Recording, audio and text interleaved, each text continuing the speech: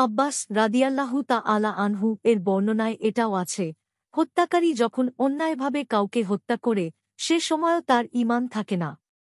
ইকরিমা রাহমাতুল্লাহি আলাইহি বলেন, আমি ইবনু আব্বাস রাদিয়াল্লাহু তাআলা আনহুকে জিজ্ঞেস করলাম, কিরূপে ঈমান তার থেকে বের করে নেয়া হবে?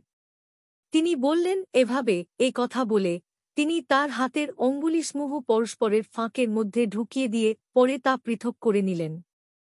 অতঃপর সে যদি তওবা করে, তাহলে পুনরায় ঈমান তার মধ্যে এভাবে ফিরে আসবে। এ কথা বলে পুনরায় তিনি দুই হাতের আঙ্গুলসমূহ পরস্পরের ফাঁকের মধ্যে ঢুকিয়ে দিলেন। আর আবু আবদুল্লাহ ইমাম বুখারী ইকরিমা রাহমাতুল্লাহি আলাইহি বলেছেন, সে মুমিন থাকে না। অর্থাৎ সে প্রকৃত বা পূর্ণ মুমিন থাকে না কিংবা তার ঈমানের নূর থাকে না। এটা বুখারীর বর্ণনার হুবহু শব্দাবলী। বুখারী ৬৮০৯। মিশকাতুল মাশাবিহ ৫৪। হাদিসটির মান সহিহ।